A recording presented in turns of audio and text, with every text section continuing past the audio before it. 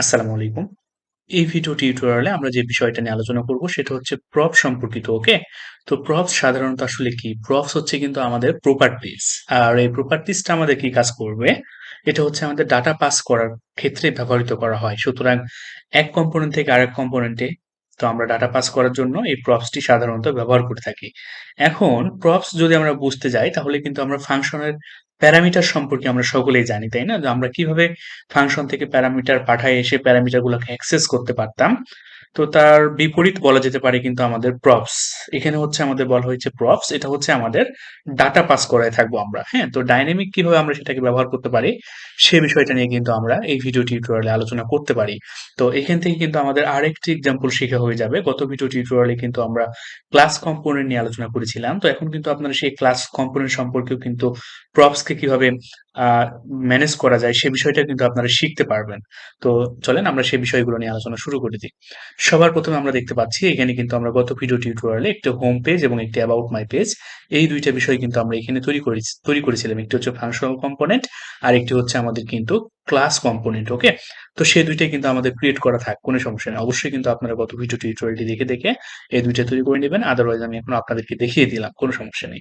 এখন ধরেন আমি এখান থেকে হোমের মধ্যে কিছু কাজ করতে যাচ্ছি। যেমন ধরেন এখানে কি লেখা আছে? এখানে লেখা আছে ES6 ফাংশনাল ক্রিয়েটেড, তাই না? আমি এখান থেকে কিছুই রাখলাম না, এখানে আমি কিছুই রাখলাম না। ফাইনালি যদি আউটপুটটা দেখে আসেন তাহলে কিন্তু এখন শুধুমাত্র হ্যালো ক্লাস কম্পোনেন্ট রয়েছে। আমি সেটাকেও এখান থেকে কেটে দিচ্ছি। আমি কিন্তু সেটাকেও এখান থেকে কেটে দিলাম।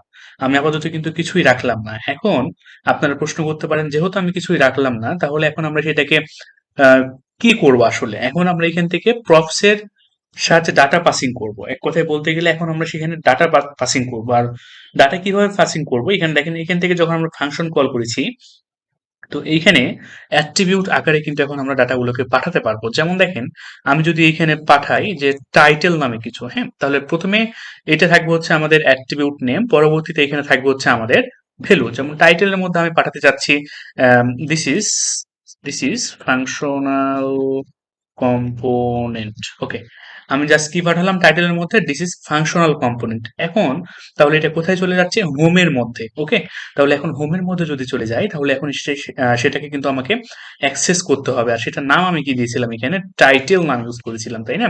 তাহলে এখন এইখানে আমি জাস্ট সেটাকে রিসিভ করাতে হবে, যেহেতু এখানে আমাদের ফাংশনটা কোথায় ক্রিয়েট করা হয়েছে? এইখানে। তাহলে আমি এখান থেকে যে কোনো নাম দিয়ে এখানে রিসিভ করাতে পারি। ধরেন আমি এখানে বলে দিচ্ছি মেন টাইটেল। ওকে, কোনো সমস্যা নাই। এখানে আমি চলে যাচ্ছি যে মেন টাইটেল, কন্ট্রোল এইচ দিয়ে সেভ করে ফেললাম। এখন যদি ফাইনালি আমরা এখানে দেখে আসি যে কনসোল ডট লগ করে আপনাদেরকে আমি যদি দেখাই মেন টাইটেলটা আসলে আমাদের কি দেখাচ্ছে, তাহলে এখানে আপনারা সেই বিষয়টি দেখতে পারবেন। ইন্সপেক্ট করতেছি, কনসোলে চলে যাচ্ছি, তাহলে দেখতে পাচ্ছেন এই যে অবজেক্ট সে কিন্তু এখন আমাদের একটা রিটার্ন করেছে। তাহলে এটার নাম কি? টাইটেল, তাই না? তাহলে টাইটেলকে যদি এখন আমরা অ্যাক্সেস করতে যাই তাহলে আমরা কি করব? মেন টাইটেল ডট আমাদের সেটার নামটা কি ছিল দেখে আসি। টাইটেল, কন্ট্রোল সি দিয়ে কপি করে নিয়ে এসে এখানে আমরা কন্ট্রোল ভি দিয়ে পেস্ট করে দিলাম, কন্ট্রোল এইচ দিয়ে সেভ করে ফেললাম। ফাইনালি যদি দেখে আসেন তাহলে এই যে আমরা পেজটাকে যদি আবার রিফ্রেশ করি তাহলে দেখতে পাচ্ছেন দিস ইজ ফাংশনাল কম্পোনেন্ট। এটা কিন্তু আমরা অ্যাক্সেস করতে পারলাম। তাহলে এখন এখানে যেহেতু আমরা এটাকে অ্যাক্সেস করতে পেরেছি, এটাকে আমরা আপাতত কমেন্ট করে রাখতেছি। আমরা এটাকে দেখাবো কিন্তু H1 এর মধ্যে। আর H1 এর মধ্যে দেখানোর জন্য আমরা কি জানি? আমাদেরকে যে সেকেন্ড ব্র্যাকেটটা রয়েছে, আমাদেরকে যে কোনো আউটপুট দেখানোর জন্য সেটাকে ওপেনিং ক্লোজিং করে নিলাম। তার পরবর্তীতে মেইন টাইটেল আমরা যেটাকে রিসিভ করে নিয়েছি, মেইন টাইটেল ডট আমাদের কি চলে আসবে?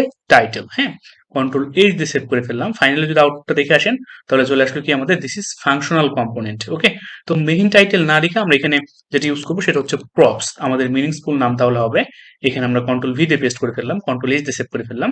ফাইনালি যদি আউটপুটটা দেখে আসেন তাহলে কিন্তু main title is not define. এটা কোথায় দেখিয়েছে আমাদের main title is not define? Control H দিয়ে সেভ করে ফেললাম। ওকে, ওকে, ঠিক আছে। ফাইনালি কিন্তু এখন আমাদের চলে আসলো, কি চলে আসলো? This is functional component. তাহলে আশা করি কিভাবে আমরা ডাটা পাস করতে পারলাম একটি কম্পোনেন্টের, আমাদের অ্যাপ থেকে আমাদের ফাইনালি কম্পোনেন্টে, অর্থাৎ হোম ডট জেএসএক্স এ, সেটা কিন্তু আপনারা বিষয়টা বুঝতে পেরেছেন। এটা কিন্তু আমরা ফাংশনাল ক্ষেত্রে করলাম।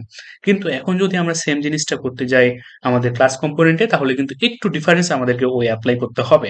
আর সে ওইটা কি? চলেন সেটা আমরা একটু দেখে নিই। তো সে ওইটার নামটা ধরেন আমি এখানে টাইটেলের মধ্যে দিয়ে পাচ্ছি আবারও, যে এটা হচ্ছে this is class component. This is class component. Control S দিয়ে সেভ করে ফেললাম। চলে যাচ্ছে আমাদের অ্যাবাউট ডট জেএসএক্স এ। অ্যাবাউট ডট জেএসএক্স এ চলে আসার পর আমাদের এই যে দেখতে পাচ্ছেন রেন্ডার যেখানে হয়েছে ঠিক সেইটার মধ্যে কিন্তু এখন আমরা এখানে কিছু রিসিভ করতে আর আমাদের এখানে হবে না। যেমন এখানে কিন্তু আমরা রিটার্নের মধ্যে আমাদের কোথায় ফাংশনের মধ্যে কিন্তু এখানে রিসিভ করলাম, বাট এখানে কিন্তু আমাকে এখানে এটা রিসিভ না করলেও হবে। সুতরাং এখানে কিছুই করতে আমাকে হবে না, আমাদের ফাংশনের মতো কিন্তু আমাদের এখানে কাজ নয়, এখানে কিন্তু একটু ডিফারেন্স। তাহলে আমরা ক্লাস কম্পোনেন্ট থেকে কিভাবে অ্যাক্সেস করতে পারি? আমরা জানি যে কোনো অবজেক্টকে যদি আমরা ক্লাস কম্পোনেন্ট অ্যাক্সেস করতে যাই তাহলে আমাদের কি ব্যবহার করতে হবে? দিস কিওয়ার্ডটা। তাহলে দিস ডট আমাদের দিস ডট প্রপস, যেহেতু এটা আমরা কি পাস করেছি এটা আমাকে উল্লেখ করে দিতে হবে এখানে, যেহেতু আমি কি ম্যানেজ করতে যাচ্ছি, এটা কিন্তু আমরা রিয়েক্টের প্রপস ম্যানেজ করতে যাচ্ছি, তাই না? তাহলে দিস ডট প্রপস ডট আমাদের সেটার নাম কি ছিল? টাইটেল। কন্ট্রোল এইচ দিয়ে সেভ করে ফেললাম। ফাইনালি যদি আমরা আউটপুটটা দেখে আসি তাহলে দেখতে পাচ্ছেন দিস ইজ ক্লাস কম্পোনেন্ট, এটা কিন্তু আমার চলে আসলো। তো আশা করি আপনারা সেই বিষয়টা বুঝতে পারলেন কিভাবে আমরা ক্লাস কম্পোনেন্ট থেকেও প্রপসকে ম্যানেজ করলাম, সেটাও আপনারা শিখতে পারলেন, তাই না? তাহলে এখানে আমরা কি করলাম? This dot props dot title. শুধুমাত্র একটি নয়, আপনি চাইলে এখান থেকে আরো অনেক কিছু পাঠাতে পারেন। যেমন এখান থেকে আপনি চাচ্ছেন যে টাইম পাঠাতে, হ্যাঁ, তাহলে টাইম পাঠাতে, টাইম পাঠানোর জন্য আমরা কি জানি?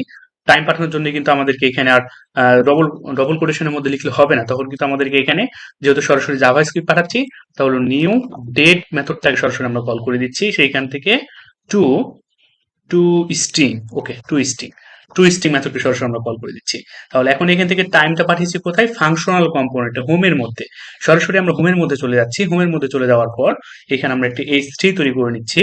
এখানে h3 তৈরি করে নেওয়ার পরবর্তীতে আমরা এখানে টাইম দিয়ে দিলাম। এখন আমরা এখানে কি অ্যাক্সেস করব? ভালোভাবে লক্ষ্য করে দেখেন। এখন কিন্তু আমরা এখানে অ্যাক্সেস করব প্রপস প্রপস ডট আমাদের কিন্তু কি নাম ছিল? টাইম। অর্থাৎ আমরা যে কিটার নাম, অর্থাৎ আমাদের যে ইয়েটার নাম, কি নাম বলে, অ্যাট্রিবিউটের নাম, যেমন এটা কি টাইম, তো সেটা কিন্তু আমাকে এখানে অ্যাক্সেস করতে হলো। কন্ট্রোল এইচ দিয়ে সেভ করে ফেললাম। ফাইনালি যদি আউটপুটটা দেখে আসেন তাহলে এখানে কিন্তু এখন আমার কারেন্ট ডেট টাইম সবকিছুই কিন্তু এখানে চলে এসেছে। তাহলে এটাও কিন্তু আপনারা শিখতে পারলেন। এখন আমরা শিখবো এক কম্পোনেন্ট থেকে কিভাবে আরেক কম্পোনেন্টে আমরা প্রপস অর্থাৎ ডাটা পাসিং করতে পারি সেই বিষয়টা। আর সেই বিষয়টা জানার জন্য আমি এখানে দুইটা এক্সাম্পল আপনাদেরকে দেবো। সেটা হচ্ছে প্যারেন্ট ডট জেএসএক্স আর কি তৈরি করে নিচ্ছে এখানে আমরা চাইল্ড ডট জেএসএক্স। ওকে, তাহলে আমরা কি তৈরি করলাম? প্যারেন্ট ডট জেএসএক্স আর কি তৈরি করলাম? Child dot JSX. তাহলে নর্মালি আমরা ফাংশন তৈরি করে ফেলি, যেহেতু আমরা ES6 এর ফাংশন নিয়ে কাজ করতেছি, তাহলে সেটাই আমরা তৈরি করবো। ওকে, কোনো সমস্যা নেই, পারফেক্ট। রিটার্ন, তার পরবর্তীতে আমাদের বেসিক স্ট্রাকচারটা রেডি করে নিই, অবশ্যই রেডি করে নিলাম। আর এখান থেকে আমরা যে কাজটা করবো হচ্ছে এক্সপোর্ট ডিফল্ট, এটা হচ্ছে আমাদের কাকে করবো?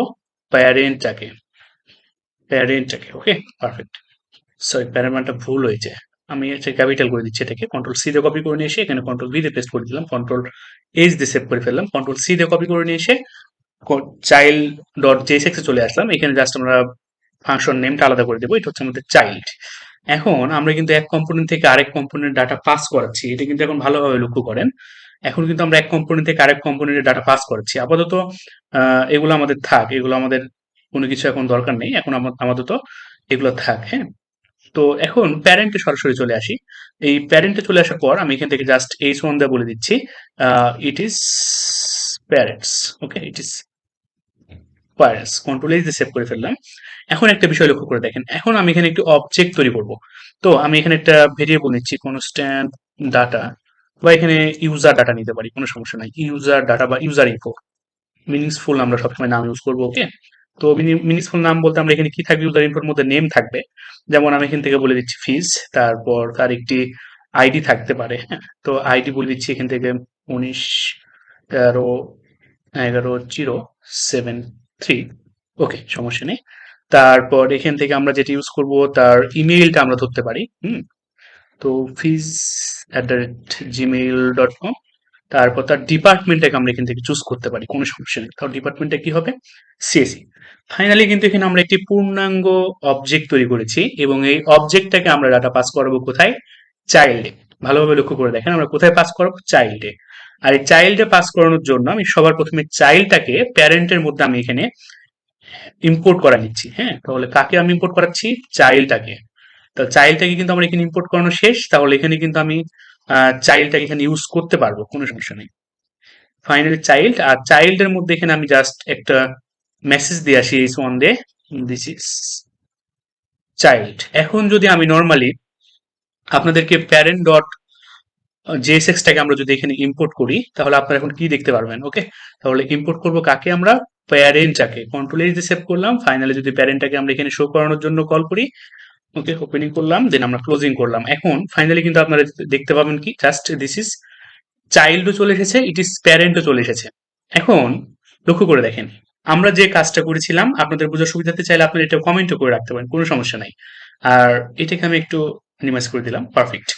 প্যারেন্টের মধ্যে সরাসরি চলে আসলাম। প্যারেন্টের মধ্যে আমাদের কি তৈরি করেছি, নর্মাল একটা অবজেক্ট তৈরি করেছি ইউজার ইনফো নামে। এইটা এখন আমরা চাইল্ডে পাস করাবো। হ্যাঁ, এটা কিন্তু খুব গুরুত্বপূর্ণ একটি বিষয়, ভালোভাবে লক্ষ্য করেন, তেমন কিছু জটিলতা এখানে বহন করেনি। তাহলে ইউজার ইনফো থেকে আমরা কি করব, এই ইউজার ইনফো যে আমরা অবজেক্টটি তৈরি করেছি সেই ভেরিয়েবলটাকে এখান থেকে আমরা পাস করাবো কোথায়, চাইল্ডের মধ্যে।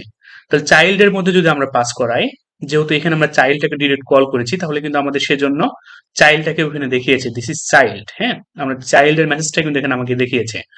এখন যেহেতু আমরা এখান থেকে পাস করবো কাকে, অবজেক্টকে, তাহলে এখান থেকে আমি একটা আবারও সেম ভাবে যেহেতু প্রপস অর্থাৎ ডাটা পাস করাবো, তাই না, ডাটা পাস করাবো, সেজন্য সবার প্রথম আমাদের কি থাকবে, একটি কি নেম, কি বলতে পারি বা আমরা অ্যাট্রিবিউটও বলতে পারি। তো সেটার নামটা আমাদের কি হবে, তো সেটার নাম আমি এখান থেকে বলে দিচ্ছি ডাটা। ভালোভাবে লক্ষ্য করে দেখেন, সেটার নাম হচ্ছে আমাদের ডাটা। এখানে কিন্তু ডবল কোটেশন হবে না, কেননা এখান থেকে আমরা কিন্তু একটা ভেরিয়েবল পাঠাচ্ছি বা আমরা অবজেক্ট পাঠাচ্ছি। আর সেজন্য কিন্তু এটাকে অ্যাক্সেস করার জন্য আমাদেরকে সেকেন্ড ব্র্যাকেটের মাধ্যমে কিন্তু এটাকে অ্যাক্সেস করতে হবে। যেহেতু এখান থেকে আমরা কি পাঠালাম, ডাটা পাঠালাম, কোথায় পাঠালাম, আমাদের চাইল্ডের মধ্যে। ভালোভাবে লক্ষ্য করেন, আমাদের কিন্তু চাইল্ডের মধ্যে পাঠিয়েছি। চাইল্ডের মধ্যে পাঠানোর মাত্রই আমাদের ডাটা ভেরিয়েবলটাকে ধরে কন্ট্রোল সি দিয়ে কপি করে নিয়ে এসে চলে আসলাম আমরা হচ্ছে কোথায়, চাইল্ডে। চাইল্ডে চলে এসে এখানে নাম দিলাম আমি প্রপস। প্রপস ডাটা, ভালোভাবে লক্ষ্য করে দেখেন, এটার নাম আমি কি দিলাম, প্রপস ডাটা। এখন যদি কনসোল ডট লগ করে আপনারা এই প্রপস ডাটাকে দেখতে চান, প্রপস ডাটাকে দেখতে চান, তাহলে ফাইনালি কিন্তু আপনারা এখন দেখতে পাবেন যে আমাদেরকে একটা অবজেক্ট রিটার্ন করেছে। এই যে আমাদের কিন্তু একটা ডাটার মধ্যে যা যা অবজেক্ট ছিল, নেম, ফিজ, আইডি, ইমেল, সেগুলো কিন্তু এখানে আমার চলে এসেছে। যেহেতু এখানে আমার চলে আসলো, এখন আমরা তাহলে কি করতে পারি, অ্যাক্সেস করার ট্রাই করব। আর অ্যাক্সেস করার জন্য এখন আমরা যেটা করতে পারি, সরাসরি এখানে আমরা ডিস্ট্রাকচার করতে পারি। ওকে, আর সেটা করার জন্য আমরা একটি ভেরিয়েবল নিচ্ছি কনস্ট্যান্ট। এখানে আমরা কি করতে পারি, আমাদের প্রপস ডাটা, তাই না, আর এখান থেকে আমরা কাকে পাস করিয়েছি, ডাটাটাকে। তো ডাটাটাকে কন্ট্রোল সি তে কপি করে নিয়ে চলে আসলাম। কন্ট্রোল সি তে কপি করে নেওয়ার পর ডাটা ইকুয়ালস টু আমাদের কি হবে, ডাটা ইকুয়ালস টু আমাদের কি হবে, এই প্রপস ডাটা কিন্তু এখানে আমাদের হবে। হ্যাঁ, এই প্রপস ডাটা। তার পরবর্তীতে এখন সরাসরি আমরা যদি এখন অ্যাক্সেস করতে চাই, তাহলে আমরা কিভাবে অ্যাক্সেস করব, ভালোভাবে লক্ষ্য করেন। তাহলে এখন যদি আমরা এটাকে অ্যাক্সেস করতে চাই, তাহলে data dot name, control S দিয়ে সেভ করে ফেললাম।